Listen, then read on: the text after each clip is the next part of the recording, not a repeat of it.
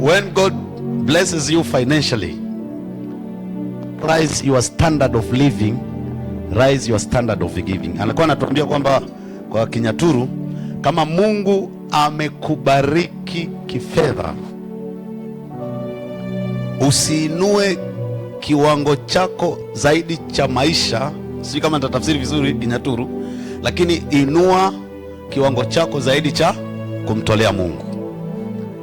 Na nikasoma quotation ya mtu mwingine ambao sikumbuki vizuri, alafu maneno baba askofu wakati anaongea hapa akarudia aliyasema. Aliongea kidogo, alisema, huyu mtu alisema, fedha mikononi mwa mtu mwenye maono hugeuka kuwa sauti ya Mungu duniani.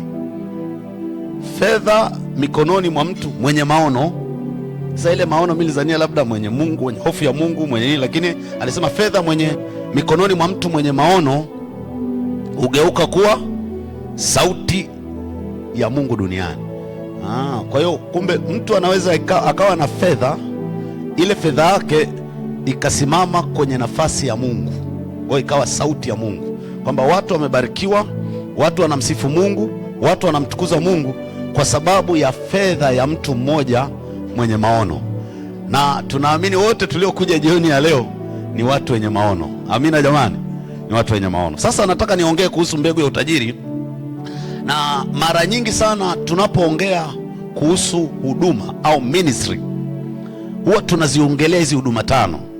Ukisikia tu huduma, mhudumu, huwa tunaongelea labda ualimu, muinjilishaji, nabii, mchungaji, ambao hapo wanaenda mapadri na maaskofu. Huwa ndio tunajua tafsiri ya mwalimu, ya huduma, ya ministry.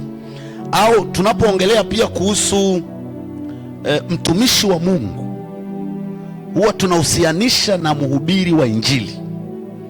Askofu, huyo ndio mtumishi wa Mungu, au padri, au mchungaji, au mwinjilisti, au nabii.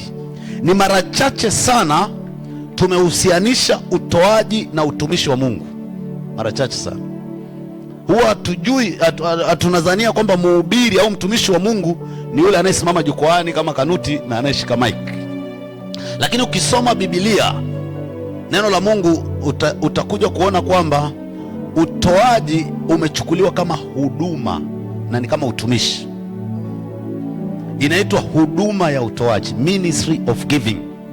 Kibiblia inaitwa ministry of giving. Kwa hiyo ni huduma kabisa. Kuna watu si kwenye charismatic, kuna ministry mbalimbali, deliverance, siri. Kuna watu hawafanyi hizo huduma, lakini wao wako kwenye hii kundi la ministry of giving. Nadhani ndio maana ndio hao walioko hapa jioni ya leo. Nadhani ndio hao. Naomba tujipongeze jamani. Ndio hao walioko hapa jioni ya leo. Kwa hiyo kwenye Biblia kuna huduma inaitwa huduma ya utoaji. Ni huduma muhimu sana kwa ajili ya kazi ya Mungu ili iweze kusonga mbele. Na watu walioko kwenye huduma hii ni kama wale walioko kwenye huduma zingine. Tena inaweza ikawa hawa wana nafasi kubwa sana kwenye ufalme wa Mungu, kwa sababu wanasaidia hii huduma kwenda kwa haraka. Kwa hiyo watumishi hawa ni wa muhimu kwa sababu wanasaidia kazi ya Mungu kuweza kusonga mbele. Kwa hiyo tunaweza tukasema ni watumishi wa Mungu. Tatizo, wengi wao huwa hawajijui au hawajioni kama ni watumishi. Wanajiona labda kama wafanyabiashara tu, wanajiona kama ni watu tu, ni business people na nini, lakini hawajioni kama ni watumishi wa Mungu. Hawajui kwamba Mungu anawatarajia nao kuweza kusaidia kufanya kazi yake kuweza kusonga mbele. Na mstari mmoja tu ambao nitausoma hapa, Wakorintho wa pili sura ya 9 mstari wa 6. Waraka wa pili wa Korintho, barua kwa Korintho sura ya 9 mstari wa 6 hadi wa 13. Anasema hivi, nitasimama baadhi ya tu. Anasema, lakini nasema neno moja, na neno hili, apandaye haba atafanyeje? Atavuna haba. Apandaye kwa ukarimu atavuna kwa ukarimu. Sitaongelea hilo leo. Sura 7 anasema, kila mtu na atende kama alivyokusudia moyoni mwake, si kwa huzuni wala si kwa lazima, maana Mungu humpenda yeye atoae kwa moyo wa ukunjufu. Mstari wa 8 anasema, Na Mungu, hapo sasa ndio nataka nianze justify kwa nini nimesema ministry of giving. Na Mungu, naomba tuende pamoja kwa wale ambao tunaona 1 2 3 twende. Na Mungu aweza kuwajaza kila neema kwa wingi, ili ninyi mkiwa na riziki za kila namna siku zote mpate kuzidi sana katika kila tendo jema. Muona alivyoanzia, ameanzia mbali, anawaleta wale watu, anawaambia Mungu anao uwezo wa kuwajaza kila neema kwa wingi. Lengo la kujazwa hiyo kila neema kwa wingi ni ili Mungu akiwabariki mkawa na riziki za kila namna siku zote mpate kuzidi sana katika kila tendo jema. Kiswahili cha kisasa anasema Mungu anaweza kuwapeni nyinyi zaidi ya yale mnayohitaji, mpate daima kuwa na kila kitu mnachohitaji. Jamani, ni nzuri eh? Uwe na kila kitu unachohitaji. Anakasema sasa hivyo mzidi kusaidia katika kila kazi njema. Kwa kumbe lengo la kupewa kila kitu, anataka na wewe uzidi kusaidia katika kazi njema. Jamani, hii kazi iliyotuleta hapa ni njema, sio njema? Kwa hiyo lengo la Mungu kukubariki na kukupa kila kitu unachokihitaji, kukupa usafiri, kukupa afya, kukupa watoto, kukupa biashara, kila unachokihitaji unacho, ni hivyo uzidi kusaidia katika kila kazi njema. Kwa hiyo jioni ya leo hii kilichotukusanya hapa ni kazi, ni tendo jema. Mungu anataka tuzidi katika kila tendo jema. Kazi iliyotuleta hapa usiku wa leo ni moja ya zile kazi njema. Hivyo tujitoe kwa ajili ya kuifanikisha hii kazi, na ninaamini mtashangaa muujiza wa leo. Tulikuwa wachache hapa, lakini waliokuja hapa ni watu ambao wana huduma ya utoaji. Yaani wewe na mimi tuliokuja hapa ni wahudumu wa utoaji. Naomba tujipigie makofi kabisa. Mstari wa 9 anasema hivi: kama ilivyoandikwa, ametapanya, amewapa maskini, haki yake yakaa milele. Sitafuti huu, natafuta mstari wa 10. Anasema, na yeye ampaye mbegu mwenye kupanda na mkate uwe chakula, atawapa mbegu za kupanda na kuzidisha, naye ataongoza mazao ya haki yake. Ngoja natafuta Kiingereza. Anasema, na Mungu ambaye ampaye mkulima mbegu na mkate kwa chakula, atawapa nyinyi pia mbegu mnazohitaji, na atazifanya ziote zikue na kupata mavuno mengi ya ukarimu wenu. Na kupata mavuno mengi ya ukarimu wetu. Mungu atatupa mbegu kila mtu. Leo nilikuwa kule Goba, nikamwambia hakuna mtu ambao anakuja duniani hana mbegu ya kutoa. Kila mtu ana mbegu, ila kuna watu wanakula mbegu zao. Kwa Mungu atakupa mbegu ili utoe, na mbegu inahitaji udongo wa kupanda. Ndugu zangu, na wahakikishia ukweli, kama alivyosema presenter na baskofu pale mwanzo, hili tukio letu la usiku wa leo ni udongo mzuri sana wa kupanda mbegu zako. Hili tukio la usiku wa leo ni udongo mzuri sana wa kuiunganisha kampuni yako na huu udongo, sababu kinachojengwa pale ni kitu cha milele. Mstari wa 11 anasema, mkitajirishwa katika vitu vyote mpate kuwa na ukarimu wote, umpatiao Mungu shukrani kwa kazi yake, kwa kazi yetu. Naomba tusome wote, mnisamee, naomba turudie wote, 1 2 3 kwa nguvu. Mkitajirishwa katika vitu vyote mpate kuwa na ukarimu wote, umpatiao Mungu shukrani kwa kazi yetu. Mungu anataka atutadirishe katika vitu vyote, ili utajiri wetu uweze kumpa Mungu utukufu. Sasa nasomaga tafsiri zote ya Kiswahili, anasema hivi: yeye atawatajirisha ninyi daima kwa kila kitu. Tuitikia amina jamani. Anasema yeye atawatajirisha ninyi daima kwa kila kitu, ili watu wapate kumshukuru Mungu kwa ajili ya zawadi zenu wanazozipata kwa mikono yenu. Akasema, maana utumishi wa huduma hii, ndio nikasema sasa utoaji ameuita nini? utumishi. Ya mtazamaji, napenda kukaribisha kwenye kampuni yetu inaitwa Life Rise Academy. Ni kampuni ambayo inajihusisha na utoaji wa training kwa makampuni. Tunamshukuru Mungu, tumefanya kazi na makampuni mengi sana mpaka sasa. Tunaamini katika kurise, katika kuinua watu watendaji. Ukiinua wafanyakazi, umeinua kampuni. Tunafundisha masomo ya emotional intelligence, namna kujua kutawala hisia, mambo ya uwajibikaji, accountability, mambo ya mindset transformation, mambo ya stress management. Tunaamini kabisa ukifanya kazi na sisi utapata matokeo yaliyochanya. Pia tuna kitengo kwenye Life Rise Academy kinachohusiana na masuala ya mahusiano, relationship. Tunajua sasa hivi kuna changamoto kubwa sana za mambo ya marriage. Divorce rate imekuwa kubwa sana nchini kwetu. Kwa hiyo tuna kitengo maalum ambacho tunatoa counseling ya masuala ya ndoa. Tuna masuala ya premarital counseling, tunazitoa counseling mbalimbali za ndoa, tunazitoa. Kwa hiyo tunaomba wasiliane na Life Rise Academy ili uweze kupata mafundisho mbalimbali ambayo yataweza kusaidia. Tutafurahi kufanya kazi na wewe, kampuni, mtu binafsi, tunafanya kazi na wewe na tutakupa kitu kilicho bora. Tunaamini sana katika excellence. Kwa hiyo karibu sana Life Rise Academy. Wasiliana na sisi kwa namba hizo hapo. Mungu akubariki sana. Utumishi wa huduma hii hauwatimizii watakatifu riziki tu walizopungukiwa tu, bali huzidi sana kuwa na faida kwa shukrani nyingi apewazo Mungu. Utakapofanya utumishi wako wa kutoa kwa ajili ya ujenzi wa Emmaus, watu wataendelea kukushukuru. Utakapofanikisha ujenzi wa Emmaus, kuna watu watakuja pale, watakuwa na mwabudu Mungu, wanamwambia Mungu asante kwa watu ambao wamejitoa. Tafsiri nyingine mstari wa 12 anasema, maana huduma hii takatifu. Kumbe huduma wa kutoa ni huduma takatifu. Huduma hii takatifu mnayoifanya si kwamba itasaidia mahitaji ya watu wa Mungu tu, bali pia itasababisha watu wengi wamshukuru Mungu. Kwa hiyo hii ni huduma takatifu ambayo tumekusanywa hapa jioni ya leo. Tumsifu Yesu Kristo. Tumsifu Yesu Kristo. Kiingereza anasema, so two good things will result from this ministry of giving. Naona? Nasema inaitwa huduma ya kufanyaje? Ya kutoa.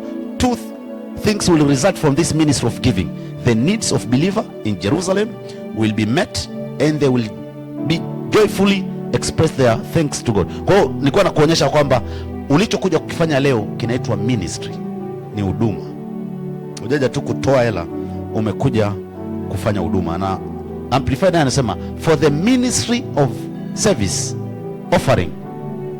Kwa hiyo hiki tulichokuja kufanya hapa ni ministry. Mwisho mstari wa 13 anasema, kwa kuwa mkijaribiwa kwa utumishi huo, watu wanamtukuza Mungu kwa ajili ya utii wenu katika kuikiri injili ya Kristo na kwa ajili ya ukarimu wenu mliowashirikisha wao na watu wote. Kwa hiyo watawaombeeni ninyi kwa moyo kwa sababu ya neema ya pekee aliyowajalieni Mungu.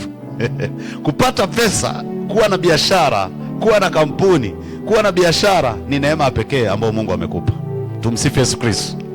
Kupata pesa za kumtolea Mungu, za kusababisha kazi ya Mungu ni neema ya pekee aliyokupa Mungu. Ndugu zangu, Mungu anapitisha pesa mikononi mwako, ni neema ya pekee aliyokujalia Mungu. Itumie hiyo neema vizuri jioni ya leo.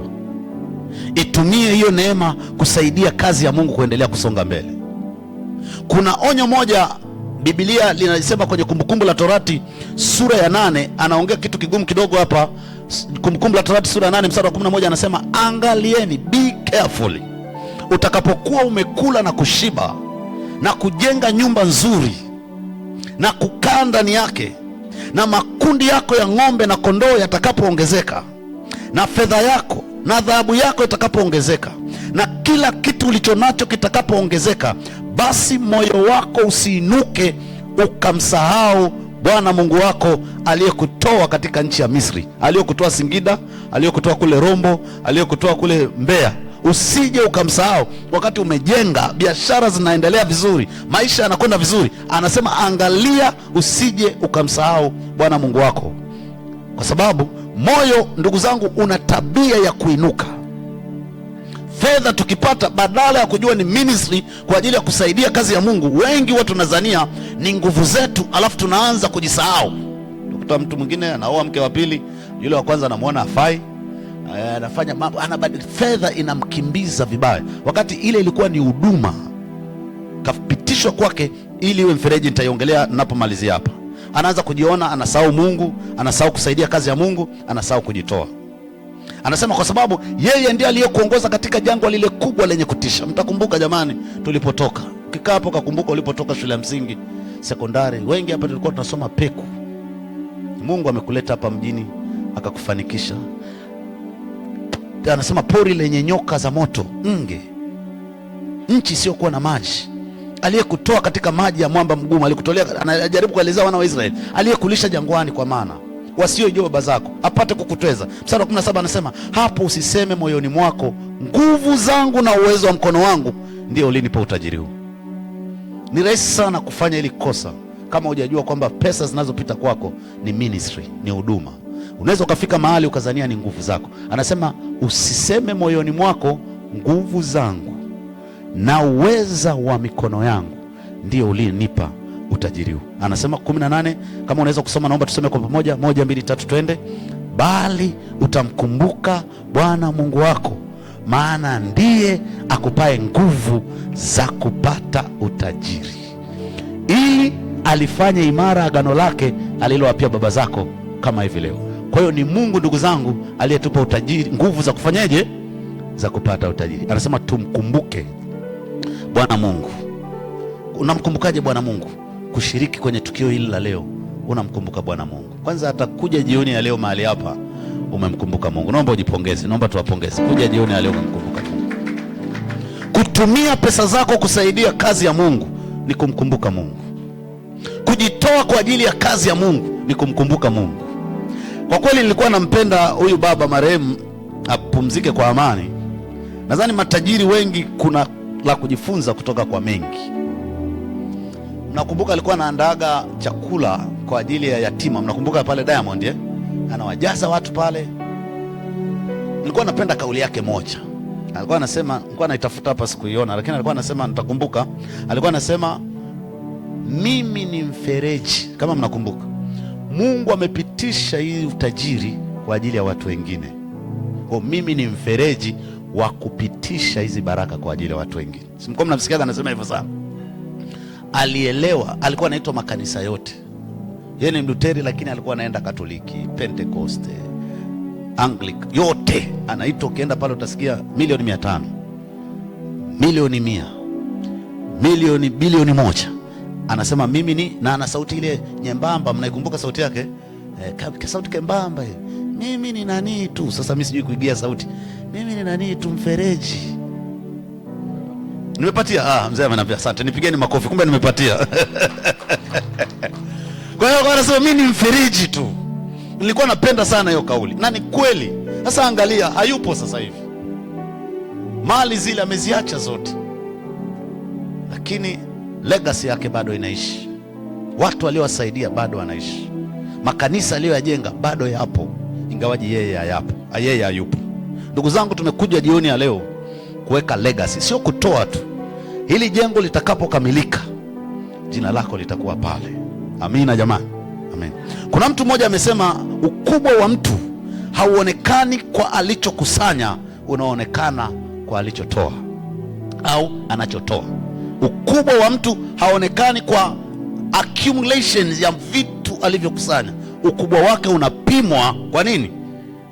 Kwa anachotoa kwa ajili ya jamii. Kuna mtu mwingine akasema, some people build businesses, others build generations. Kuna watu wanajenga tu biashara, lakini kuna wengine wanajenga kizazi. Jioni ya leo tusijenge tu biashara, hebu tujenge na kizazi. Akina Victor wakija kusali pale, hicho ni kizazi kimejengwa na wewe ambao utatoa jioni ya leo. Tusijenge tu biashara, biashara zitakufa sisi tukiondoka. Tujenge pia na kizazi. Mwingine akasema, don't judge each day by the harvest you reap, but by the seeds you plant. Huyu anaitwa Robert Louis Stevenson, anasema usijaji siku yako tu kwa harvest, ijaji siku yako kwa mbegu ambayo umepanda. Mwingine akasema no one has ever become poor by giving. Hakuna mtu duniani ambao amewahi kuwa maskini kwa kutoa. Kwa nini? Utoaji ni kanuni, ni principles ya kupokea na kutoa. Tuna Dead Sea na tuna mto Galilaya, mlima nani, mto gani ule unaitwa Sea of Galilee. Ule uko active, ukienda kila mwaka una majani, alafu maji yake ni matamu, alafu una samaki wengi. Dead Sea kwa sababu hauna sehemu ya kutoa, wenyewe ni mkavu, hakuna samaki, hakuna chochote. Mungu alivyo design maisha yetu, atakapokupa anataka pia utoe, ni cycle. Na hata alivyotuumba hapa, tumekula chakula kizuri, tunashukuru, lakini kuna saa tutakwenda kukitoa muda sio mrefu, ni cycle. Usipotoa utakufa, niko hivyo. Kwa hiyo hata fedha anazipitisha kwako ili utoe, na akaweka kabisa sehemu ya kula na sehemu ya kutolea, kwa sababu ni mfumo. Hata hewa sasa hivi nikikwambia ufunge mdomo sekunde 7 utaweza, alafu uvute tu hewa ndani, utakolapse. Ndio Mungu amedesign, lazima uvute na ufanyeje? Utoe. Anatupa pesa ili tuchukue na alafu tufanyeje? Mwingine akasema you can give without loving, but you cannot love without giving. Unaweza ukatoa bila kupenda. You can give without loving. Unaweza ukatoa bila kupenda, lakini huwezi kupenda bila kutoa. Kwa maana jinsi Mungu aliupenda ulimwengu hata akamtoa mwanawe pekee, ili kila mtu amenie asipotee bali na vingine. Kwa hiyo lazima alipenda ndio akatoa. Mbili za mwisho, we make a living by what we get, but we make a life by what we give. Ya mwisho kabisa ni ya Mama Teresa, give but give until it hurts. Give but give until it hurts. Toa, lakini toa mpaka pale utakapoumia. Mungu awabariki sana. Asanteni kwa kunisikiliza, na tunatakia tuitumie huduma yetu ya utoaji vizuri. Asanteni sana, niwatakie yanaendelea mema. Asante sana MC. Asante sana.